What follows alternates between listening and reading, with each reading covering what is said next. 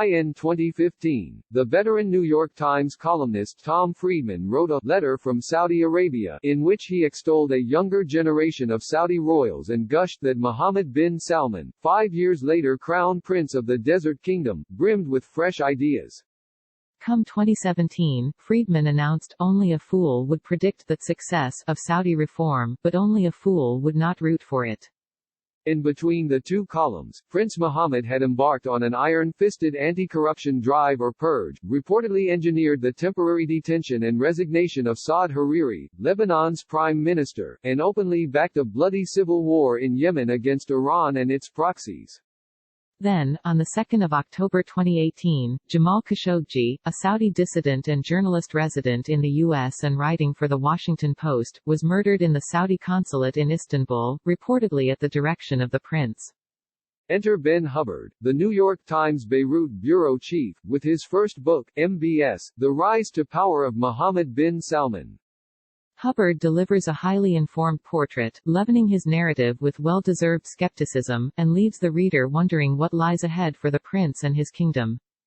This does not purport to be a comprehensive biography. Rather, Hubbard focuses on the prince's rise, his accretion and exercise of power, and weaves past reporting into a readily readable package. As to be expected, the prince declined to be interviewed. Hubbard paints the early years with a broad brush. Among other things, MBS is depicted as being into Margaret Thatcher. As one Saudi royal recalls, the prince always enjoyed talking about the Iron Lady. Hubbard also stresses that the prince was educated inside the kingdom, unlike others who were schooled in the US or Europe. His arc is homegrown. The book is not a brochure or advertorial. Hubbard spells out the restrictions the Saudis imposed on his travels within the kingdom and reiterates that he was the victim of a purported text message hack attack.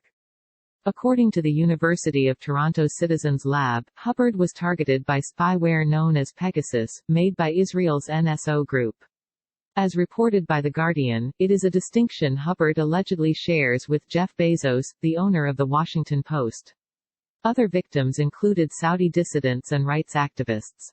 As Hubbard makes clear, the prince is ruthless salesman. In 2016, he unveiled Saudi Vision 2030, a plan to diversify the economy and its reliance upon oil as an economic driver.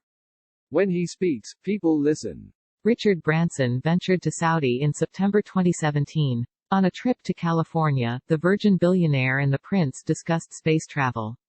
MBS and Silicon Valley too share a mutual interest. The Saudis own a piece of both Uber and Lyft.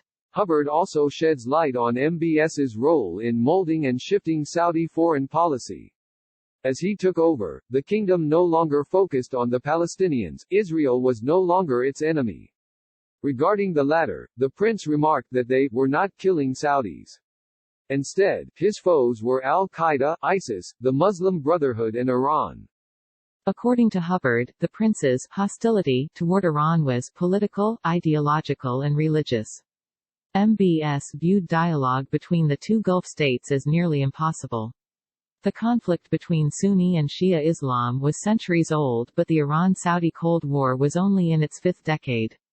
There is plenty of time left. During the Iran-Iraq War, the Saudis and the U.S. sided with Saddam Hussein. In 1987, Shia pilgrims clashed in Mecca with Saudis during the Hajj.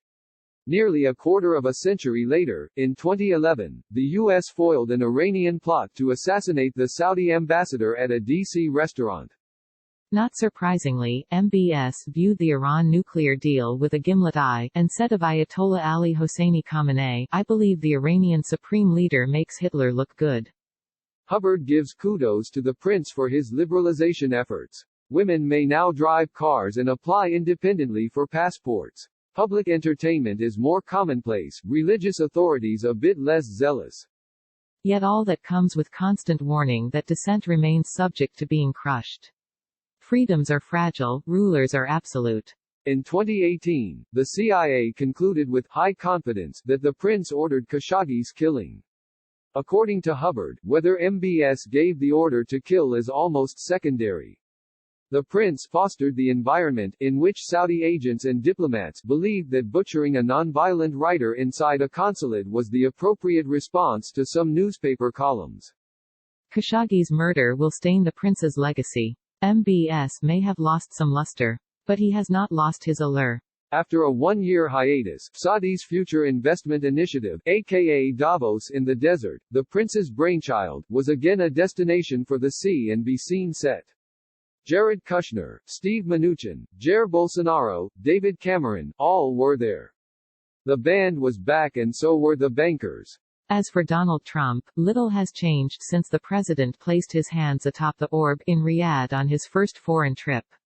He has remained steadfast in his praise for the prince. Last June, the president said of the CIA assessment, "I can't comment on the intelligence community. I guess I'm allowed to declassify, but the truth is I don't want to talk about intelligence." Of course, human rights and a free press were never a Trump priority. Petrodollars, sovereign wealth funds and IPOs are forever with us. What makes MBS tick, how he arrived and where he may be headed are subjects of continued interest. On Friday, Hubbard and David Kirkpatrick reported that for unexplained reasons, the Crown Prince had detained one of the most senior members of the royal family, a former Crown Prince and a royal cousin. Hubbard's book is anything but a hagiography. It is definitely worth the read.